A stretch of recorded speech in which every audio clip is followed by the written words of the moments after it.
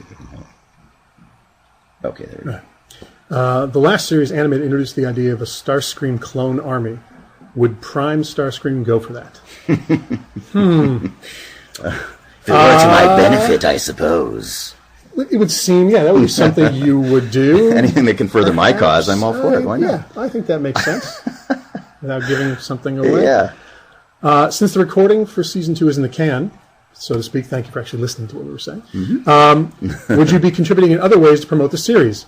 Perhaps like this. For instance, conventions or personal appearances. So, in fact, I know you're going to be somewhere. I'm doing a convention this coming weekend in Kansas, and every convention that I go to, primarily they're based towards anime in the earlier part of my career, but I always bring up Transformers Prime, and I always bring up Rescue Bots, and I use every vehicle I can to get the word out. I love these shows, and I want to see them do well.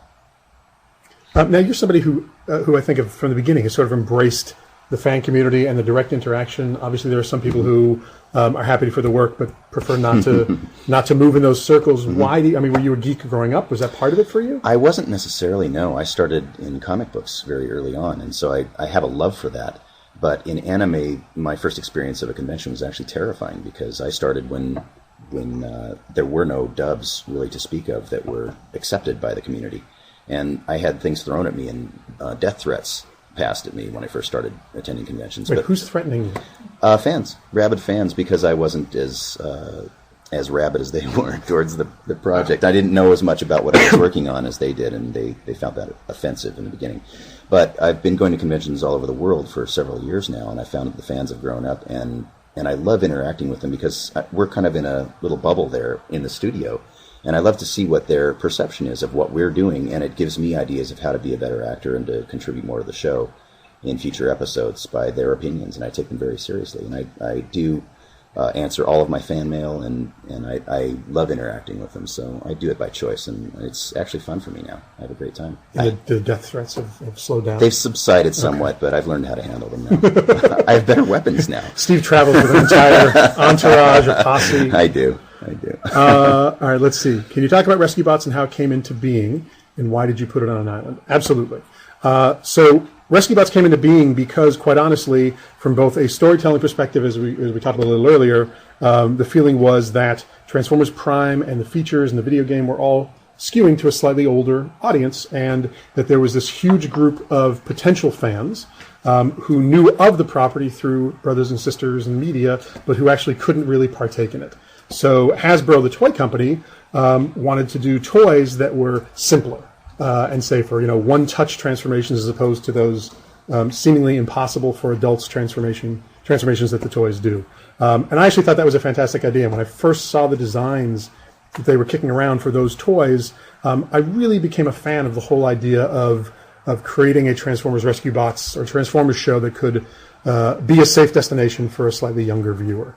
Now, why did we put it on an island? There were a couple of big things that had to get figured out because we were going to do Rescue Bots side by side with Prime, even on the same network. So we really didn't want to create two completely different mythologies. We wanted to have the mythologies somehow cross with each other, but we knew we didn't want to deal with the ongoing war, the potential destruction of the Earth, the constant battle of good versus evil in a younger skewing Transformers series.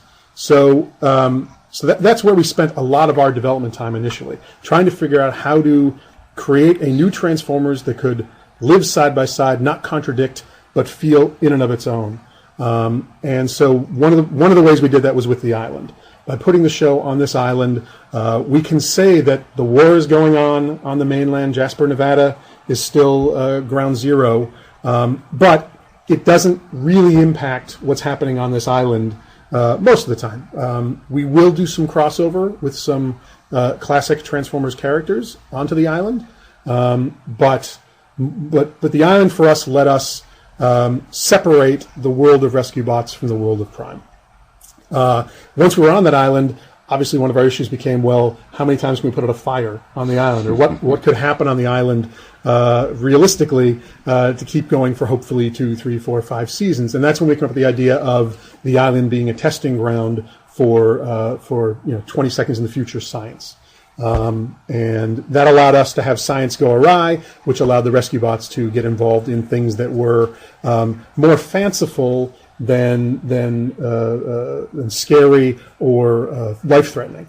As you'll see in an upcoming episode, we have flying lobsters versus killer dogs or something like that, trying to keep the stakes high and the adventure high and the need for rescue high, but not necessarily scaring our audience. And then the other moment for me on Rescue Bots where it sort of clicked that we had our own hook was when we decided that we would have our Rescue Bots robots have to pretend to be robots and hide their sentience and hide the fact that they're living aliens. And once we hooked on that, I felt like now we have two things that we can really generate story from. From a emotional perspective, we have the fact that these heroes have to hide who they really are.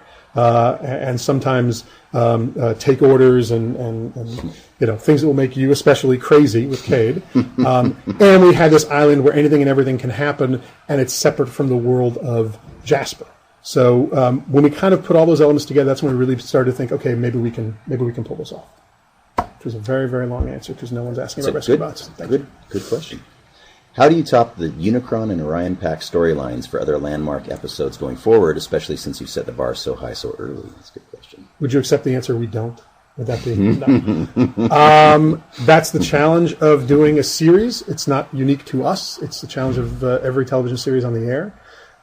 If you ever watch your favorite primetime show and they're doing a hostage episode by episode 4, it means they're in serious trouble.